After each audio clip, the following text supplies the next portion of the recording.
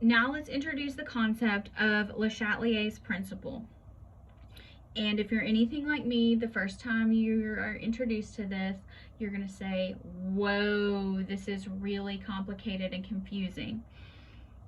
I'm going to try to make it not be complicated and confusing, but so I'll probably try to say things in a couple of different ways. Pick the one that makes the most sense to you. So let's talk about what is Le Chatelier's principle. It says we have a system that's at equilibrium and we're going to jack it up. So we're going to disturb it in some way. Now, once a reaction is at equilibrium, the concentrations of all our reactants and the products are going to be remaining constant.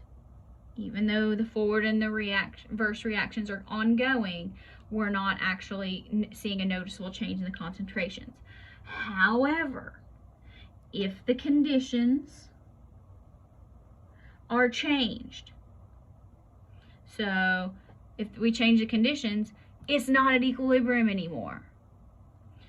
All the concentrations of our reactants and products are going to change until our new equilibrium is going to be restored.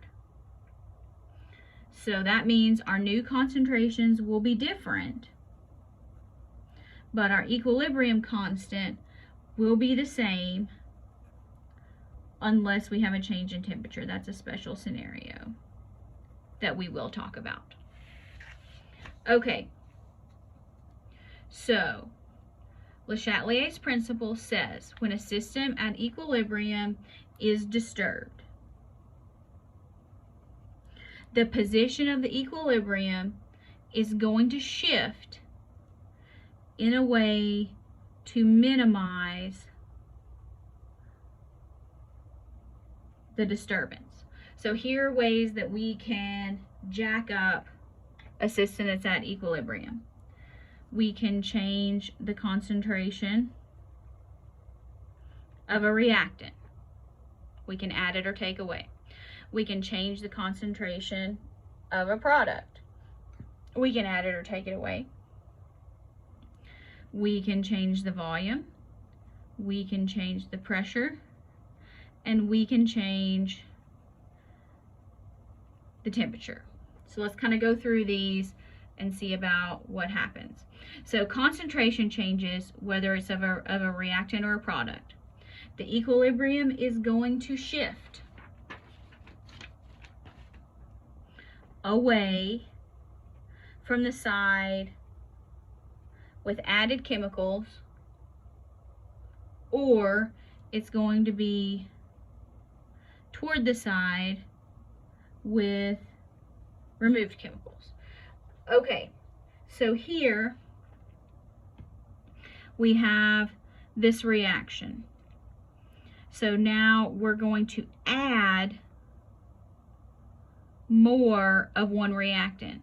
So when we add more of one reactant, the reaction is going to go to the right.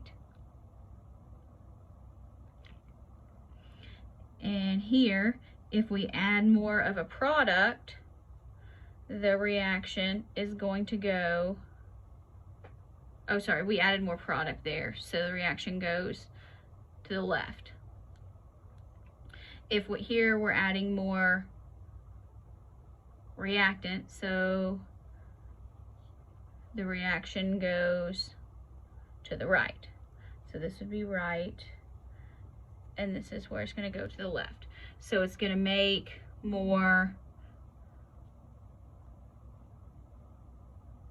reactants because we're adding product, so it goes away from what we add towards what we need more of.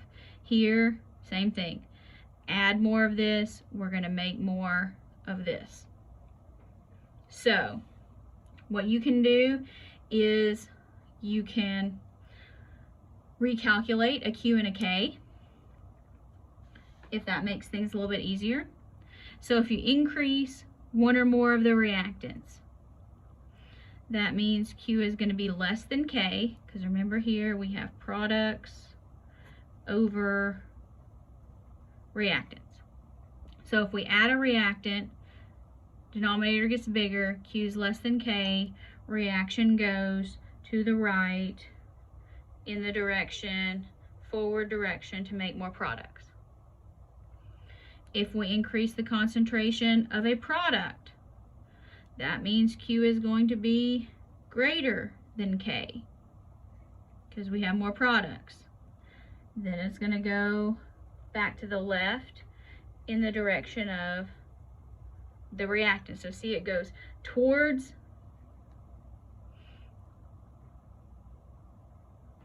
the direction, the opposite direction. It's going to go away from the direction where you add the chemicals. Now, here we're going to be talking about removing reactants. So when we remove a reactant, we have less reactants. That means Q is greater than K. So it's still going to go to the left, and it's going to form more reactants. If you take a reactant away, it says, I need more reactants.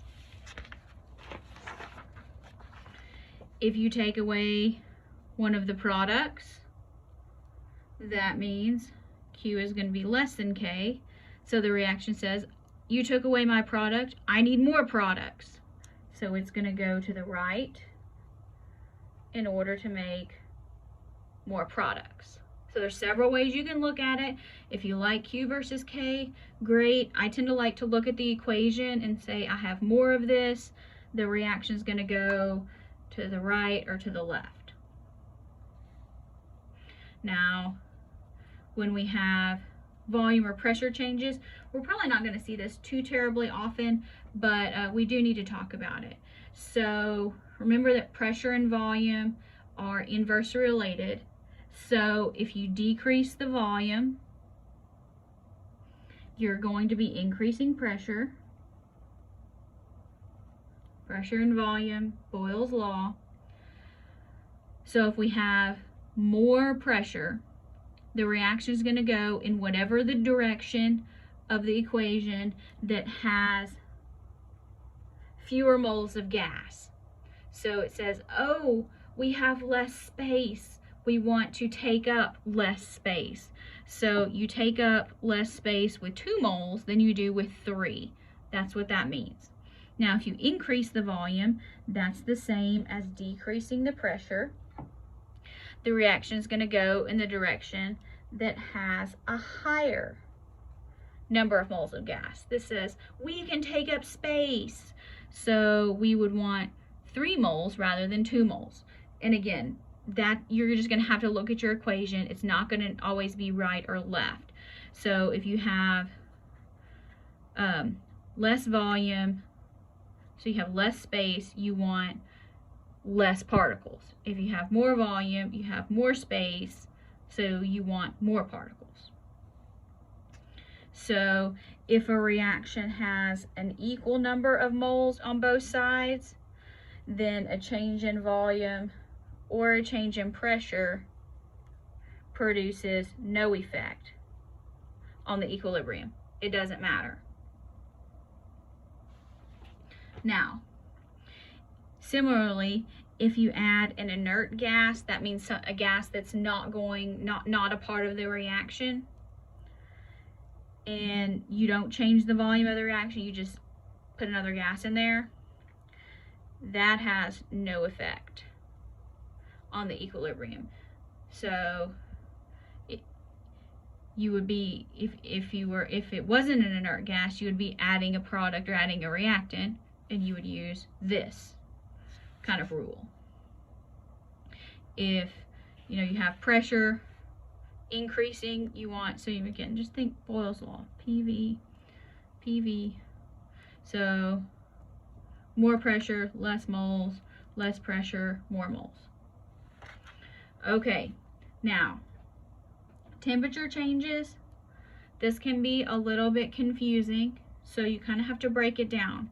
So K is dependent on temperature. So when you change the temperature, you're also going to change your actual value of K.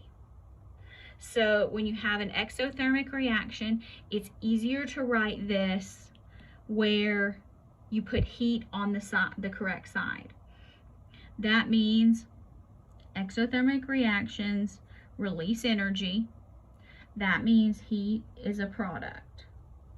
So heat goes on that side. So if you increase the temperature, you are going to add heat. So here you add heat. That means you're adding a product. It's going to go this way, and K is going to be lower.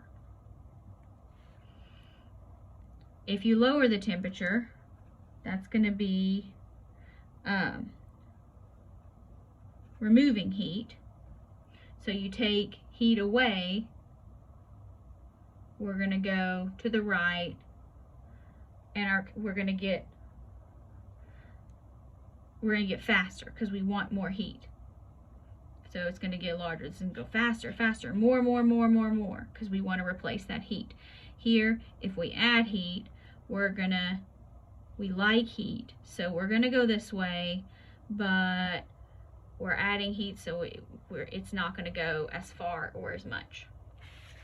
Now, in an endothermic reaction, endothermic reactions